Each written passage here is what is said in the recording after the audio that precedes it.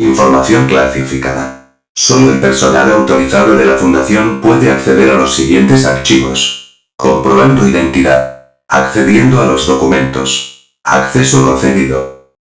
Ítem. SCP-1114. Clasificación del objeto. Euclid. Procedimientos especiales de contención. SCP-1114 debe ser contenido en un casillero modular seguro en el sitio 12 de almacenamiento. Este casillero se colocará dentro del perímetro del complejo, al menos a 75 metros de cualquier otra estructura o área exterior accesible al personal y o a los SCP. SCP-1114 debe ser observado a través de un circuito cerrado de televisión, cuya transmisión debe ser analizada continuamente por un software de reconocimiento de imágenes para detectar posibles cambios en el revestimiento facial de SCP-1114. La cámara y el servidor que ejecuta este software deben ser conectados a una fuente de energía de respaldo para que, en caso de una falla eléctrica, se garantice una vigilancia continua. Las revisiones semanales de mantenimiento tanto de la cámara como del servidor deben ser ejecutadas por personal técnico autorizado. Las pruebas con SCP-1114 deben ser autorizadas por un miembro del personal de investigación nivel 4. Si se detecta una anomalía fuera de las pruebas programadas, el miembro del personal de investigación de nivel más alto en el lugar debe implementar inmediatamente el protocolo Wanderlust. Un equipo de seguridad buscará restos humanos en el área alrededor de la ubicación de SCP-1114, en caso de que no haya tales restos en el casillero. Descripción. SCP-1114 es un maniquí para pruebas de choque automovilístico modelos A. De la serie Hybrid II, fabricado por entre 1900 y 1900. Se encontró una etiqueta estampada en la parte inferior del pie de vinilo de SCP-1114, que indicaba él como su fecha de producción. Una búsqueda en el registro de la compañía no arrojó ningún evento significativo en esa época para explicar las propiedades de SCP-1114. Las muestras tomadas de SCP-1114 indican que está construido con materiales consistentes tanto con el período de tiempo en el que se fabricó como con el modelo en cuestión. Una estructura esquelética de acero con uniones de aluminio y bronce cubiertas con varios componentes tanto de espuma de vinilo como de vinilo sólido. En su estado inactivo, SCP-1114 es, aparentemente, un maniquí para pruebas de choque frontal automovilístico típico. Sus propiedades anómalas se manifiestan cuando dentro de un rango de 50 metros con respecto a su posición actual un ser humano sufre una lesión física. SCP-1114 se sincroniza con el sujeto y su revestimiento facial se modifica para parecerse a la cara del mismo. Cualquier lesión física infligida por fuerzas externas al sujeto solo se manifestará en SCP-1114. Se ha observado que esto incluye contusiones y lesiones por objetos punzantes de varios niveles de gravedad. Los golpes con objetos contundentes o cortantes parecerán rebotar en el sujeto, pero las lesiones aparecerán en la parte correspondiente en SCP-1114. Sin embargo, las pruebas también han demostrado que mientras el daño en sí no se produce en los sujetos, el dolor sí. Cuando se provoca una lesión, los sujetos exhiben patrones de comportamiento consistentes para una persona que presenta dicha lesión. Esto incluye gritos, llanto y, a nivel fisiológico, pérdida de conciencia. Se ha observado que este efecto es recíproco, y que cualquier daño producido a SCP-1114 se manifiesta en el cuerpo del sujeto sincronizado. Cuando se produce un daño a SCP-1114, los sujetos de prueba desarrollan inmediatamente las lesiones y las sensaciones respectivas. Si SCP-1114 se desplaza por efecto del daño causado, este movimiento no parece trasladarse al sujeto. El daño hecho a SCP-1114 cuando está en estado inactivo no parece tener un efecto anormal. El daño aparece y permanece en SCP-1114 hasta que se activa de nuevo. En ese momento, todos los daños desaparecen como se describe a continuación. Una vez que se ha producido la sincronización, SCP-1114 no parece sincronizarse con ningún otro sujeto. Este proceso no parece ser reversible excepto por la eliminación del sujeto. A menos que el sujeto de prueba califique para continuar con su existencia como se establece en la directriz 1114, G01, se iniciará el protocolo Wanderlust. Una vez que se desincroniza, el revestimiento de la cara de SCP-1114 vuelve a su forma inicial y cualquier daño sufrido desaparece instantáneamente. Esto incluye la reaparición de las partes previamente cortadas, incluso si previamente fueron removidas del sitio de prueba o destruidas. El método por el cual se reensambla a sí mismo es desconocido hasta el momento. Si estos hechos no se producen en los 30 minutos siguientes a que el sujeto haya sido declarado oficialmente eliminado, SCP-1114 debe ser destruido. El personal debe estar alerta ante la aparición de restos en el lugar. Anexo 1114-A-01. Notas de recuperación y contención preliminar. SCP-1114 fue descubierto en Alemania, en la Atlanta. Después de haber sido utilizado en una prueba de seguridad para el nuevo modelo de SUV. Los operativos de la fundación fueron llamados después de que agentes durmientes dentro de la planta hicieron contacto e informaron del incidente. Se envió un comunicado de prensa detallando un desafortunado accidente industrial. Anexo 1114-A-02. Extractos del registro de pruebas 1114-T. Prueba 1114-T-01. Nombre /I del personal. Doctor. Sujeto de pruebas. 1 chimpancé común, Pantrogloides, un delfín común, Delphinus delpis, un gallo, Gallus gallus domesticus. Objetivo resumido.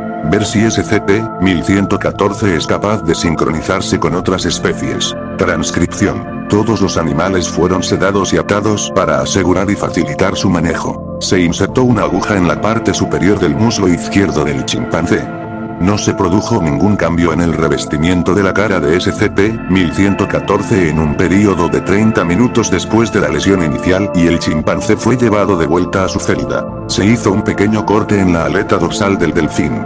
No se produjo ningún cambio en el revestimiento de la cara de SCP-1114 en un período de 30 minutos después de la lesión inicial y el delfín fue llevado de vuelta a su tanque. Al gallo se le rompió una de sus alas. No se produjo ningún cambio en el revestimiento de la cara de SCP-1114 en un período de 30 minutos después de la lesión inicial y el gallo fue llevado a la cocina. Conclusión. SCP-1114 no parece sincronizarse con otras especies. Prueba 1114-T-15. Nombre /I del personal. Doctor. Sujeto de pruebas. D-53466. Objetivo resumido. Determinar el alcance de la relación entre SCP-1114 y el sujeto de pruebas después de la sincronización. Transcripción. D-53466 fue atado a la fuerza a una silla de respaldo alto por el personal de seguridad presente. A continuación se insertó una aguja en la parte superior izquierda del muslo del sujeto. El software de reconocimiento de imágenes registró un cambio en el revestimiento de la cara de SCP-1114 después de aproximadamente 5 minutos. El doctor ordenó a uno de los miembros del personal de seguridad que golpeara a D-53466 en la cabeza con su bastón. D-53466 suplicó en voz alta, pero fue golpeado como se ordenó. No se presentó ninguna lesión en el cuerpo del sujeto, pero SCP-1114 inmediatamente desarrolló una gran abolladura en el área donde D-53466 fue golpeado en la cabeza.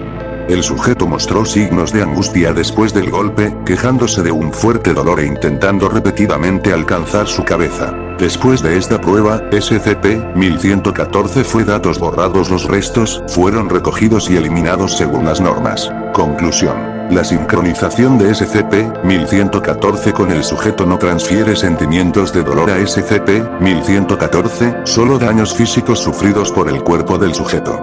Prueba 1114-T-53. Nombre /I del personal. Doctor. Sujeto de pruebas. D-92832. Objetivo resumido.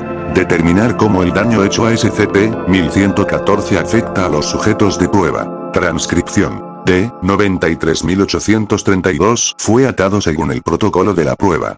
El sujeto se encontraba extremadamente aprensivo y agitado, requiriendo que varios miembros del personal de seguridad lo sujetaran.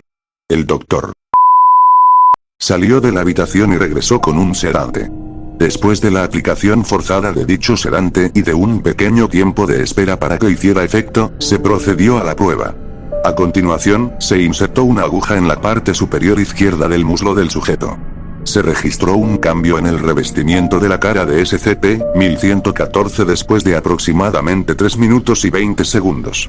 El personal de seguridad fue instruido para descargar su arma en la cabeza de SCP-1114 a quemarropa. Se le permitió a D-93832 recuperarse de los efectos del sedante en su celda. El Dr. fue entregado a su pariente más cercano en un ataúd cerrado. Conclusión. El protocolo de pruebas necesita ser revisado. Tenemos que comparar cuidadosamente el revestimiento de la cara con todo el personal en el radio de activación, no solo con los sujetos de prueba. Ítem. SCP-3153. Clasificación de objeto. Euclid. Procedimientos especiales de contención. SCP-3153 debe mantenerse en un hábitat artificial apropiado para 100 pies en el sitio 64 como se especifica en la hoja de construcción 3153-A. El interior del hábitat será decorado como un área metropolitana inespecífica, con elementos visuales y auditivos para convencer a las instancias SCP-3153 de que aún viven en el mundo exterior. Además del cuidado normal requerido por los 100 pies, SCP-3153 debe mantenerse a través de una sesión semanal de interacción social con 1 a 5 miembros del personal de clase D, o empleados de GI-466, soluciones de Wilson para la fauna silvestre, que posee la autorización de nivel 2 del sitio y que desean aplicarse a sí mismos. Aquellos que deseen mantener instancias de SCP-3153 a través de interacción social, deben pasar primero por una evaluación psicológica destinada a detectar tendencias hacia el apego emocional excesivo. Cada sesión debe durar un máximo de 1 hora, siendo monitoreada de cerca por los investigadores para detectar posibles alteraciones biológicas y de comportamiento en SCP-3153. Todas las alteraciones significativas deben ser registradas para la posteridad con el fin de obtener una mejor comprensión del funcionamiento de la genética de SCP-3153. Los civiles que entren en contacto con instancias salvajes de SCP-3153 serán administrados con amnésticos de clase B, y las instancias recuperadas por GRI-466. Descripción. SCP-3153 se refiere a una especie de organismos que se asemeja exteriormente a la especie de 100 pies Scolopendra polymorpha, los cuales son nativos del noroeste de Oregón. Mide aproximadamente 1,76 metros de longitud y pesa un promedio de 82 kilos. Más allá de su caparazón quintinoso inicial, las instancias de SCP-3153 son una masa indiferenciada de tejido biológico, similar en función a las células madre totipotentes, aunque mucho más rápido en cómo actúan. Las instancias de SCP-3153 son capaces de formar nuevos órganos, extremidades y tejidos a partir de esta masa, pero depende de la forma de su interacción y formación de vínculos emocionales significativos con los sujetos humanos. Inicialmente, las instancias de SCP-3153 operan con inteligencia animal sofisticada. Los métodos de asistencia incluyen traer pequeños objetos que un sujeto humano necesitará por la mañana, o enjambrar a intrusos percibidos en la casa del sujeto. Los métodos de imitación incluyen comer los mismos alimentos que el sujeto y anidarse en su cama. Cabe destacar que mientras el sujeto humano con el que las instancias se están uniendo no haya reciprocado sus avances de una manera significativa, las instancias son increíblemente persistentes y se regenerarán de lesiones graves en cuestión de segundos. No importa cuán agresivo se vuelva el sujeto humano, las instancias no se defienden y muestran un comportamiento tímido y perdonador hacia el sujeto. Estas acciones persisten hasta que el sujeto intenta comunicarse con las instancias de una manera amistosa, como dejar una pequeña ofrenda de comida para ellos o de otra manera intentar corresponder a la unión. Durante este tiempo, se ha sabido que SCP-3153 elimina cantidades excesivas de partes del cuerpo cuasi humano y tejidos biológicos de su masa de células madre, aparentemente en un esfuerzo por facilitar la imitación y socialización con el sujeto humano. Sin embargo, dado que su comprensión de la naturaleza humana en este momento sigue siendo cruda, estos materiales de desecho son casi invariablemente malformados e inestables, pero raramente representan un peligro. Poco a poco, las instancias de SCP-3153 desarrollan el conocimiento de las expresiones faciales humanas. Ocasionalmente intentan ponerse de pie para abrazar al sujeto de una manera similar a un abrazo, y generalmente se quedan cerca de ellos para protegerlos. Las instancias también desarrollarán una comprensión decente del lenguaje y la tecnología, así como las adaptaciones anatómicas para usarlos, aunque no tan efectivamente como un humano.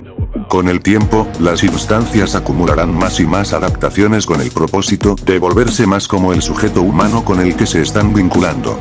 Sin embargo, las instancias son incapaces de replicar con precisión la forma o el comportamiento humano. La cantidad de materiales de desecho tiende a aumentar en este punto. Los materiales de desecho siguen siendo inofensivos, pero pueden atraer infestaciones de plagas no anómalas si no son controladas.